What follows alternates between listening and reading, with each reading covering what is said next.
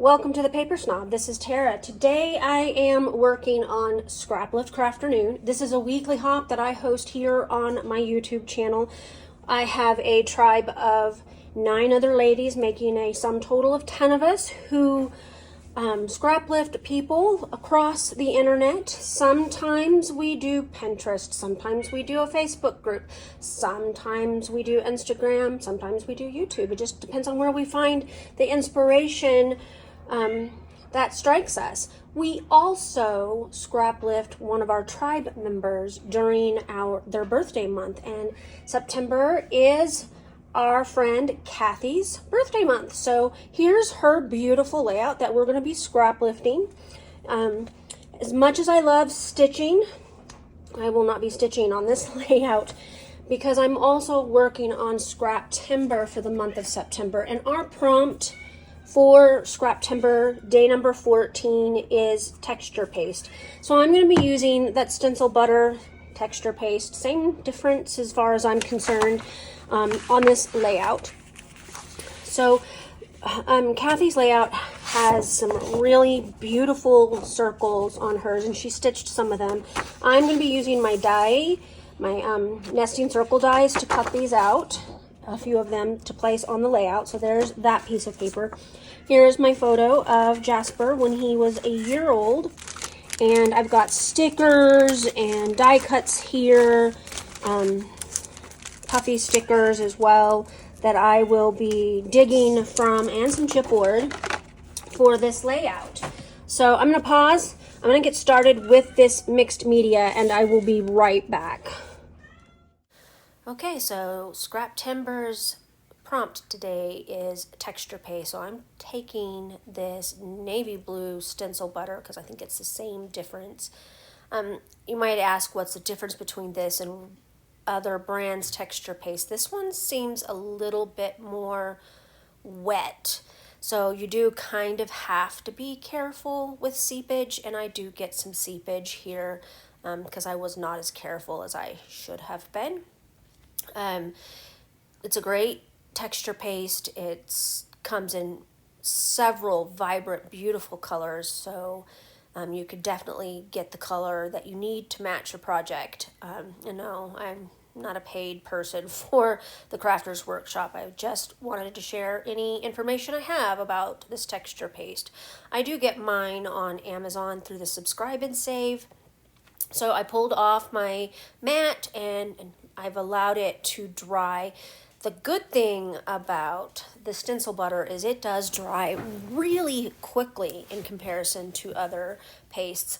I had no tackiness after 1 hour, which makes me super happy. So you could put texture paste on, set it aside to dry, work on another project, and then come back, and it would be a relatively quick thing. So what I did there was I took off 1/4 inch from every single side of that 12 by 12 pattern paper because I'm going to mat it. Kathy's layout is matted, and then she did the circles in the same colors or the same pattern as she did the matting. I'm not doing that obviously because I'm doing the texture paste instead. And then of course she stitched some of her circles, and I'm also not doing that because of the texture paste. Could I? Yes. Didn't want to. Really am enjoying playing with Bold and Bright right now. It is a gorgeous collection. I bought all the things, and I have all the things still, so it's been fun to play with this collection. I think this is the second or third layout I've done this month with it, so that makes me super happy that I'm starting to use up some of this product that is sitting around my stash and playing with it. So here I am just getting that mat on here and using my magnets to hold it down. And I do that for a couple of reasons.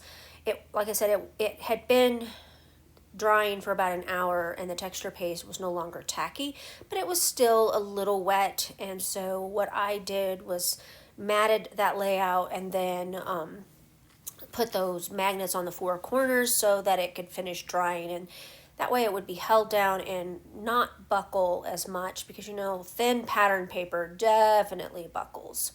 So I've got my little circles cut out. Like I said at the beginning, I used a circle dies to do that. And for the most part, it worked really well. I cut out all of them. And in actuality, I used a different sheet than the sheet that I showed you at the beginning because I had already cut these out of a piece of scrap. So I didn't want to cut into a full sheet. And I still have tons of the circles left to play with for future layouts. And I just stuck them in with my embellishments. I opened up some of the ephemera pieces for this, and I have some little zipper pouches that I keep stuff like that in. And so those will go inside that zipper pouch. I wanted to make sure I got some of these chipboard circles on here, a couple of them. It was mostly because she added stitching for texture on her layout, and I'm not doing that. And the chipboard adds that element of texture as well. I am pulling out some labels from this sticker sheet so I can have room for journaling. And I've layered up a title and an ephemera piece and a couple of stickers here and there. And now I am definitely trying to find some phrases off this sheet as well.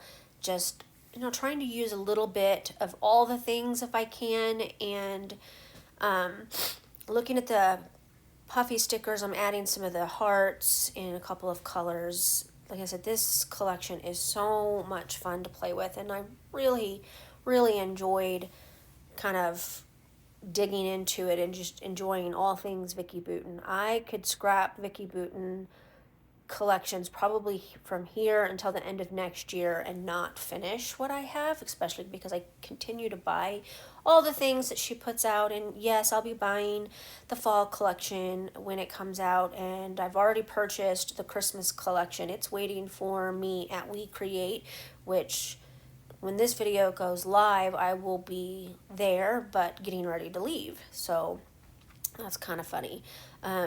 Finishing off with a few more bits and pieces, and then we're all done. All right, I got this layout completely done. I'm pretty happy with how this turned out, even without my beloved stitching getting done on this layout. I am happy with this. I love the texture paste. I love all the embellishments that I was able to get on here. I really haven't played much with this collection, so I'm kind of tickled that I've been able to crank out a couple layouts with it lately and get some of it used up because I have quite a bit of it to play with. I mean, who doesn't love a great Vicki Boutin collection? Even more exciting now that she's with 49 Market, because two of my favorite things together. That's absolutely yummy. I want to thank you for coming to my channel today. Make sure that you check out that description box below and wish Kathy a happy birthday. I hope, Kathy, you have an amazing day. Eat some cake for me.